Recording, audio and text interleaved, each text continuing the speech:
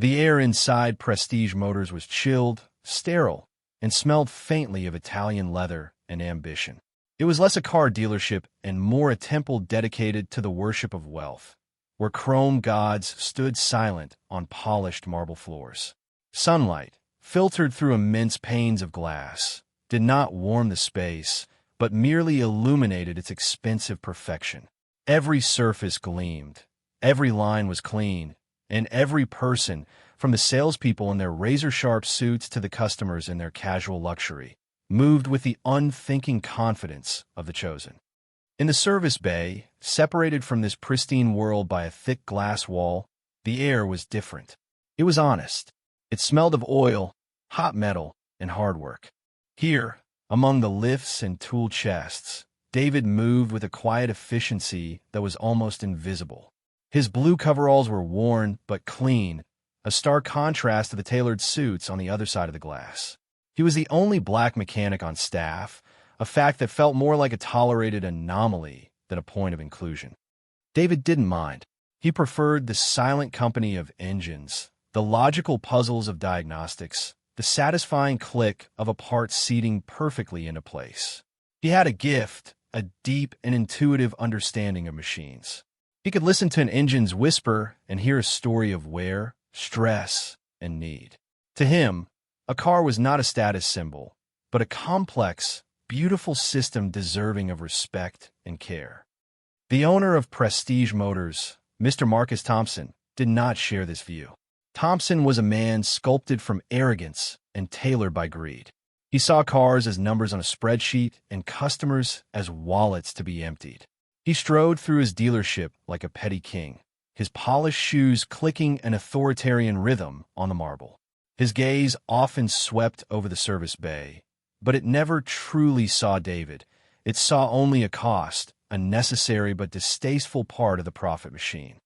That Tuesday began like any other. David was recalibrating the transmission on a new sports sedan when a sputtering, coughing sound disturbed the showroom's hushed reverence. An ancient, faded blue sedan, at least 2 decades old, chugged its way to the entrance, leaving a small plume of pale smoke in its wake. It was like a stray dog wandering into a royal banquet. An elderly woman, her face a roadmap of worried lines, climbed out. Her coat was neat but frayed at the cuffs, her hands clutching a worn purse. She approached the main desk with a hesitant uncertainty that Thompson could smell like a shark smells blood. He intercepted her himself, a predatory smile plastered on his face. "Good morning, madam. Lost your way? The Historical Society is on the other side of town," his salespeople snickered. The old woman, whose name was Eleanor, flinched but held her ground. "No, my car. It's making a terrible noise. I was hoping someone could just take a look." Thompson's smile widened. He gestured expansively at the automotive deities surrounding them. "My dear lady, we're a certified dealer for the finest automobiles in the world." "That thing," he said, flicking a dismissive hand toward her car, "is frankly an insult to our forecourt. I'm afraid servicing a vehicle of that vintage is simply not cost-effective. But I can make you a fantastic deal on a brand-new model." From a service bay, David watched.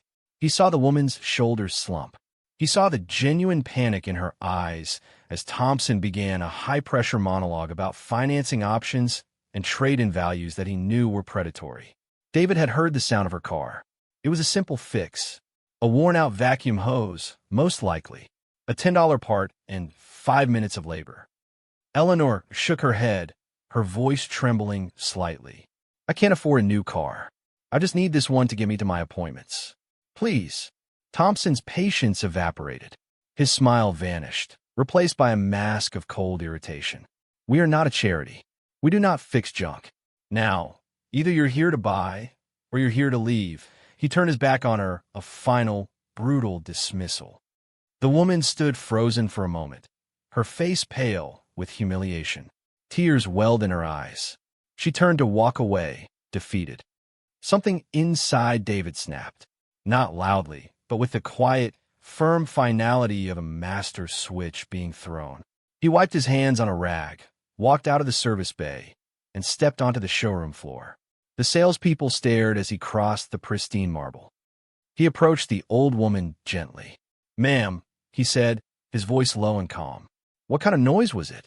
A high-pitched squeal or more of a rattle?"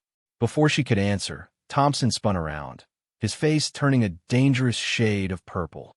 "What do you think you're doing, Alistair?" He never used David's first name, only his last, spat out like an epithet. "Get back in the bay. Now." David ignored him, his focus entirely on Eleanor. "If you could just pop the hood for me, I think I know what it is."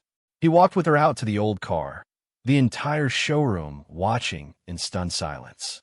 He leaned under the hood, his skilled hands moving with practiced grace. Just as he suspected, a cracked and brittle vacuum hose. He had a spare in his toolbox, one he'd bought with his own money for just such an occasion. A minute later, he straightened up. "Try it now, ma'am," he said. Eleanor turned the key. The engine turned over instantly, purring with a smoothness it likely hadn't known in years. The look of profound relief and gratitude on her face was brighter than any polished chrome in the showroom. "Oh, thank you. Thank you so much," she exclaimed, fumbling with her purse. "How much do I owe you?" "You don't owe me anything," David said with a small smile. "Just be safe on the road." It was then that Thompson exploded. He stormed out of the dealership, his face contorted with rage. "You're fired," he shrieked, his voice echoing across the parking lot. "You are fired. You think this is a soup kitchen? You just gave away company time and what I assume was a company part to fix this piece of scrap metal for free. You are devaluing my brand. You are stealing from me." He jabbed a finger in David's face. "You worthless, arrogant. You are nothing. Pack your tools and get off my property before I have you arrested for trespassing." The cruelty was shocking in its intensity, a torrent of vitriol directed at a man whose only crime was an act of simple kindness. The other mechanics and salespeople had gathered at the edge of the showroom, a silent, complicit audience. A few wore smirks of cruel amusement, enjoying the drama. Others stared at their shoes, their discomfort a form of silent cowardice. Not a single person spoke up. Not a single voice defended David. In that moment, he was utterly alone, an island of quiet dignity in a sea of judgment and indifference. Eleanor looked horrified, turning to Thompson. "Please, it was my fault. He was only helping. Stay out of this, you old hag." Thompson snarled, his fury now turning on her. "This is what happens when we let your kind wander in off the street." But David did not flinch. He did not beg. He did not argue or defend himself. He simply stood there, his calm a stark contrast to Thompson's sputtering rage. There was no fear in his eyes, only a profound, unshakable stillness that seemed to infuriate the dealership owner even more. Why was he not cowering? Why was he not pleading for the job he so obviously needed? "I understand," David said, his voice even. "I will get my things. I'll need my final paycheck." The lack of fear, the sheer audacity of his composure, drove Thompson over the edge. He wanted to break this man, to see him crumble. A wicked, mocking idea sparked in his mind. He let out a short, barking laugh. "A paycheck? You think you've earned a paycheck?" Thompson sneered, his voice dripping with condescension. He gestured around him, a grand, theatrical sweep. "You think you know anything about cars, about value? You, with your charity work and your grease-stained fingernails." He leaned in close, his voice a venomous whisper for all to hear. "I'll tell you what. The Innovators Auto Expo is in the city next week. The biggest event of the year. My team is unveiling a prototype that has cost millions to develop. A masterpiece of engineering." He straightened up, projecting his voice for the audience of employees. "You think you're so smart? So much better than this place? I'll make you a wager, you charity mechanic. You build a car. Use your junk parts. Find some other wreck to fix for free. I don't care. If your creation gets more praise, more genuine acclaim from the panel of judges than my multi-million-dollar masterpiece, I will give you this entire dealership. Free and clear." He spread his hands wide, a grin of absolute certainty on his face. It was an impossible, ridiculous challenge, designed only for public humiliation. The crowd murmured, some laughing at the sheer absurdity of it. How could a fired mechanic possibly compete? David looked at Thompson. He saw the petty hatred in the man's eyes, the desperate need to crush anyone he perceived as lesser. He glanced at Eleanor, who was watching him with a look of deep concern. Then his eyes returned to Thompson, and they were as hard and clear as diamonds. A long moment of silence stretched out. The air was thick with anticipation. "No," David said simply. Thompson's grin widened. "I thought so. I'll talk. Now, get out." "I don't want her dealership," David continued, his voice cutting through the air like a blade. "It's built on arrogance and bad faith. It's worthless to me." He took a step forward, closing the space between them. "But I will accept your challenge.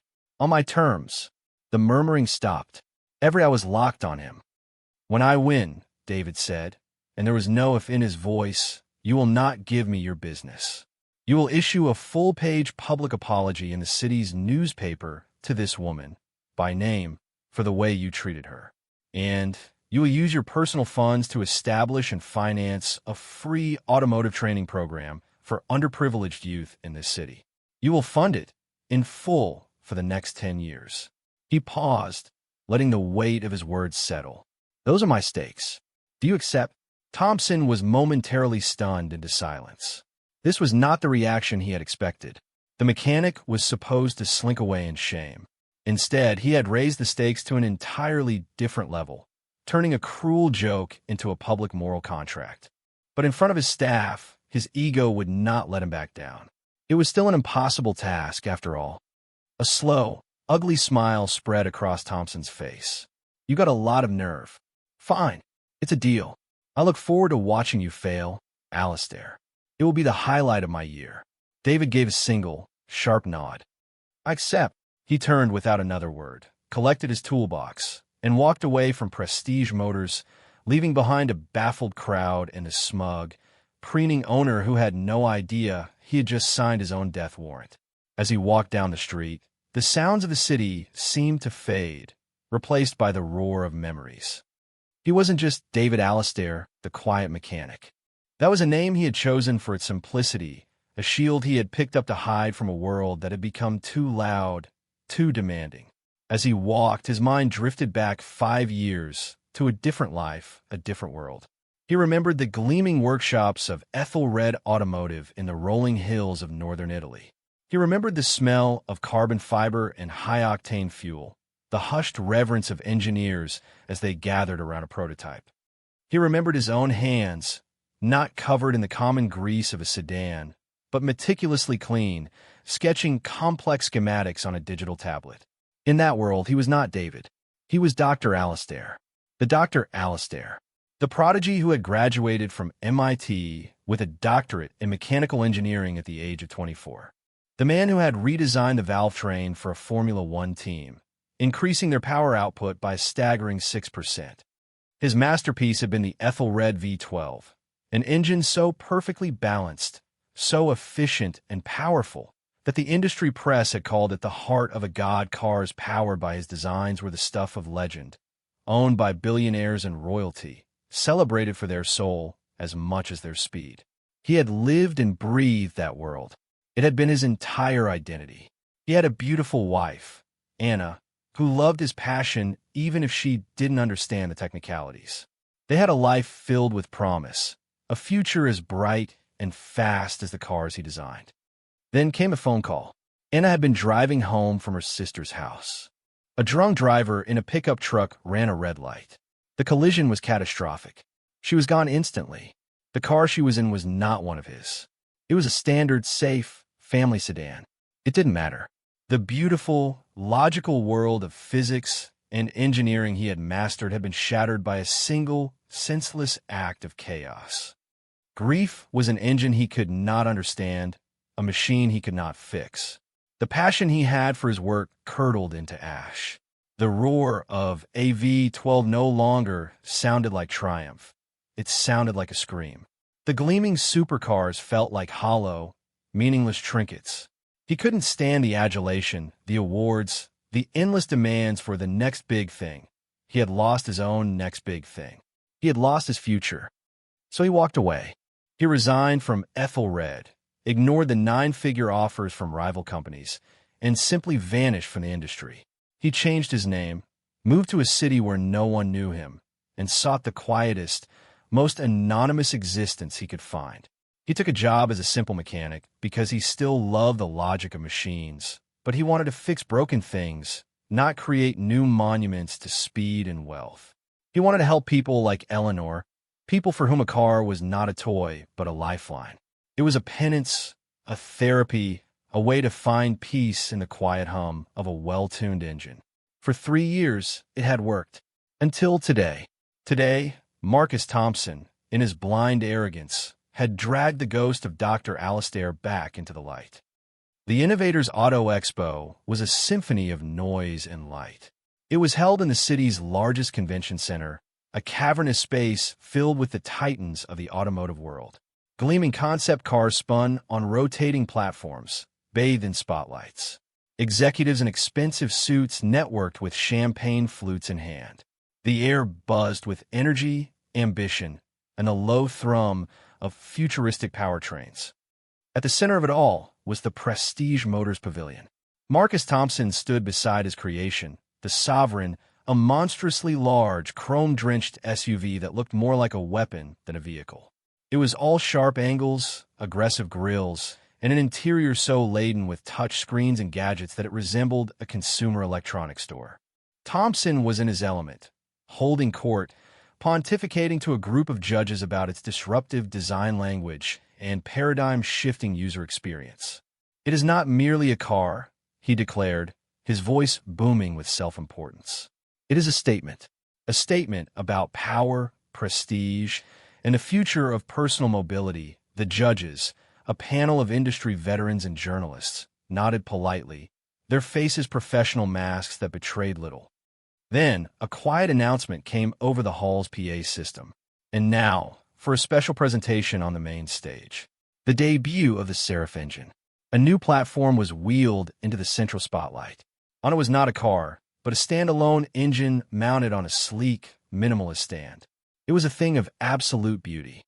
Unlike the brutish complexity of most modern engines, this one was elegant, compact, and finished in a subtle matte titanium. Its lines were fluid, organic, as if it had been grown rather than built. There were no superfluous covers, no cheap plastic. Every single component, from the braided lines to the impossibly intricate exhaust manifold, was a masterpiece of form and function. The crowd, drawn by its strange beauty, began to gather. Thompson shot an irritated glance at the interruption, annoyed that something was stealing his spotlight. A man in a host's uniform stepped up to a microphone. "For decades, the internal combustion engine has been defined by a trade-off, power or efficiency. Today, that compromise ends." He gestured to the engine. "The Seraph engine runs on a revolutionary new biofuel, achieving a thermal efficiency of over 60%, a figure previously thought impossible. It is lighter, more powerful, and produces near-zero harmful emissions. It is quite simply a work of genius." The host smiled. "And it is my profound honor to introduce the man behind it, a legend who has returned to the industry. Please welcome Dr. David Alastair." From the wings of the stage, David emerged. He was not wearing coveralls. He was dressed in a perfectly tailored dark gray suit, a simple white shirt, and no tie. He looked calm, confident, and utterly in command. He moved with an easy grace that captivated the attention of every person in the hall. A murmur went through the crowd. The name Alastair was spoken in hushed, reverent tones by the industry insiders. "Alastair? The Alastair? I thought he retired. Is that really him? What is he doing here?" Thompson stared, his mouth slightly agape. His brain struggled to process what he was seeing. That was his mechanic, the grease-stained, worthless charity worker he had fired and humiliated. But it could not be. This man on the stage was an icon. The names were the same, but it had to be a coincidence. It had to be. David took the microphone. His voice, now amplified, was the same calm, steady voice he had used in the dealership parking lot. But here, it carried an undeniable weight of authority. He began to speak about his design, not with boasting, but with the quiet passion of a true creator. He explained the complex metallurgy of the alloy he had developed, the fluid dynamics of the combustion chamber, the harmonic resonance of the firing order. It was a technical symphony, and even those who did not understand the words were mesmerized by the clarity and brilliance of his vision. The applause started with the engineers in the crowd, then spread to the journalists, the executives, and finally, the entire hall. It was not polite clapping. It was a thunderous, genuine ovation for a master who had just redefined his craft. The judges who had been listening to Thompson's blustering speech were now on their feet, their faces alight with awe and excitement. And in that moment, Marcus Thompson's world began to crumble. The blood drained from his face. The confident smirk was gone, replaced by a slack-jawed expression of utter disbelief. He looked from the man on the stage to the engine, then back to the man. David Alistair, the mechanic. Dr. Alistair, the legend. They were the same person. Denial gave way to a cold, sickening wave of panic. It was a nightmare. This couldn't be happening. He saw one of the lead judges, a man he had been desperately trying to impress, rush toward the stage to shake David's hand. He saw the CEO of a major German auto brand speaking urgently to an aide, pointing at David. Then, his gaze fell upon the front row of the audience. There, seated in a place of honor, was the old woman, Eleanor. She was no longer the frail, worried victim from the dealership.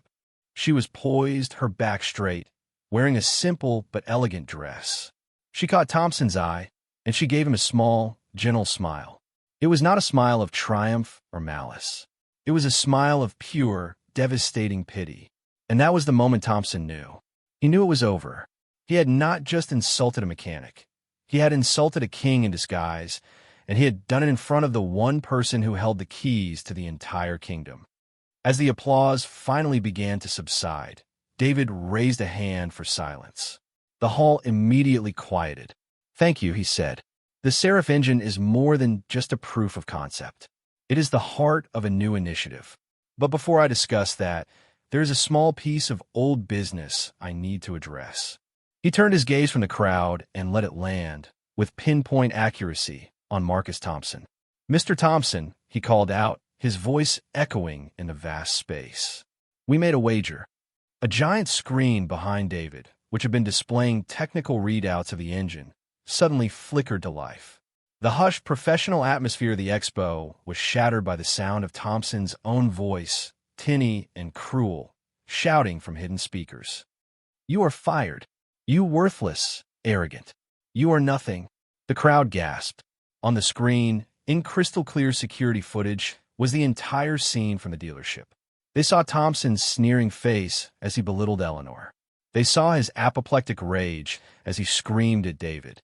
They heard every word of his racist, classist tirade. They saw David's quiet dignity, and they saw Thompson's ugly, pathetic cruelty in its full, unvarnished horror. When the video ended, the silence in the hall was absolute and condemning. Every eye was on Thompson, who stood frozen by his ridiculous, gaudy SUV, his face ashen. He looked like a bug pinned to a board. David's voice cut through the silence, cold and precise. "The terms of our wager were clear. I did not want a dealership. I wanted a public apology for Eleanor Vance and funding for a new youth training program." He paused. "Mr. Thompson, the world is watching. Will you honor your word?" At that moment, a man in a sharp suit, whom Thompson recognized with a jolt of terror as the national CEO of the corporation that owned the Prestige Motors franchise brand, walked briskly onto the stage and took the second microphone. "I can answer that," the CEO said, his voice ringing with fury. "Our brand has a code of conduct, a zero-tolerance policy for the kind of behavior we have all just witnessed. It is about integrity, respect, and community. Mr. Thompson has violated every single one of those principles." He looked directly at Thompson. "Marcus, effective immediately, your franchise agreement is terminated. The Prestige Motors name is being stripped from your dealership. Our corporate legal team will be in touch regarding the significant brand damage you have caused. You're no longer associated with us in any way." Thompson finally broke. It was a pathetic, desperate sound, a strangled gasp. "No, you can't," he stammered, taking a clumsy step forward. "This is entrapment. It's illegal. I have lawyers. David. Alistair. I'll pay you. Name your price. Just make this stop. He tried to use the only weapon he had ever known, money and threats. But his words were hollow, his power utterly gone. He was just a small, loud man, exposed and stripped of all his authority. David simply shook his head slowly, a look of profound disappointment on his face. Some things, Mr. Thompson, are not for sale. The CEO gestured to the side of the stage. Two stern-faced men in corporate security uniforms began walking purposefully toward the Prestige Motors pavilion. They did not run, but their steady, implacable advance was more terrifying than any sprint. Thompson saw them coming, and a primal fear finally broke through his blustering facade. He looked around wildly, searching for an ally, an escape route, but found only hundreds of pairs of condemning eyes.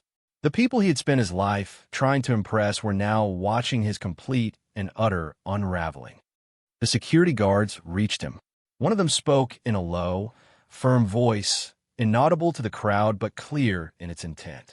Thompson shook his head, sputtering protests, but one of the guards took him firmly by the arm. His VIP pass was unclipped from his lapel and pocketed by the guard.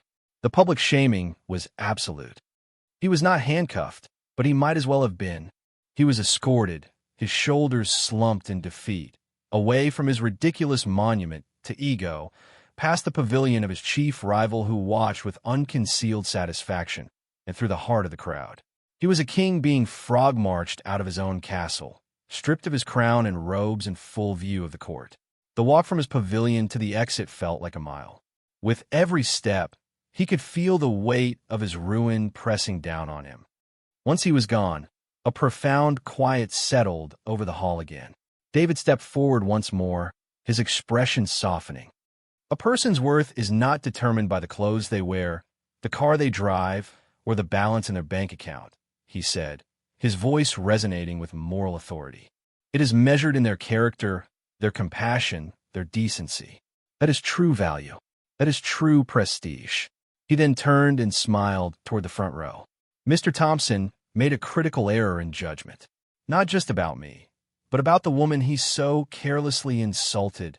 He gestured toward her. As for her, please allow me to reintroduce you. Everyone, this is Eleanor Vance. He paused, letting the name hang in the air before delivering the final, stunning blow. She is the chair of this year's judging committee, the founder of the Vance Foundation for Educational Excellence, and the anonymous benefactor who funded my entire doctorate at MIT. She is my mentor, my friend, and the person who taught me that the best engineering serves humanity, not vanity. A collective gasp, louder than any before, swept through the hall. The quiet old woman in the frayed coat was a titan of philanthropy and industry, a revered figure known for her quiet but immense influence. She had been testing him. She had been testing them all. She slowly stood up, and the entire convention center, as one, rose with her, offering a standing ovation that was not for a car or an engine, but for the profound, karmic justice they had just witnessed. 6 months later, the world was a different place for both men. For Marcus Thompson, it was a desolate gray landscape. His downfall had been swift and total. The story of his public humiliation went viral, a modern-day morality tale for the digital age. His franchise was gone. Lawsuits from a national brand and from disgruntled former clients bankrupted him. His high-society friends, who had once flocked to his parties, now crossed the street to avoid him. His wife, mortified and unwilling to be tethered to a public disgrace, filed for divorce and took their children, moving to another state to escape the shadow of his name. He lost the sprawling mansion, the collection of luxury watches, and the last vestiges of his pride. He was forced to sell his prized sovereign prototype at a humiliating loss just to cover legal fees. He was last seen working at a grimy, 24-hour quick lube garage on the industrial edge of town. He changed oil and tires on the very kind of cars he used to mock, his hands permanently stained with grease, his face a permanent mask of bitter resentment. He was invisible, just another nameless worker, a ghost haunting the ruins of his own arrogance. Fort David Alistair. The world had bloomed into vibrant color. He did not return to the cutthroat world of supercar design. Instead, he embraced his new purpose. With a significant investment from Eleanor Vance and the forced contribution from Thompson's liquidated assets, he established the Vance Alastair Youth Automotive Program. He converted an old warehouse in a neglected part of the city into a state-of-the-art teaching facility. It was filled with lifts, diagnostic tools, and of course, several donated Seraph engines for the students to study. He was no longer hiding. He was teaching. He spent his days with teenagers whom society had written off, showing them the beauty and logic of engineering. He taught them how to fix things, but more than that, he taught them how to build. He taught them their own worth. His story became an inspiration. Seeing the program's incredible success, two of the major auto brands present at the expo partnered with him, providing funding to open similar academies in 5 other cities. He was no longer just building engines. He was building futures. He had found a peace that was deeper and more meaningful than the quiet solitude he had once sought. He had found purpose in service. The story served as a powerful lesson that echoed far beyond the automotive industry. It became a parable about the dangers of judging others based on superficial prejudice. It reminded people that dignity is not something that can be conferred by wealth or status, but is an innate quality of the human spirit. True strength lies not in the ability to dominate others, but in the quiet confidence to lift them up. And in the end, the universe has a way of balancing the scales. For in the grand equation of life, arrogance is always a liability, while character is the most valuable asset of all.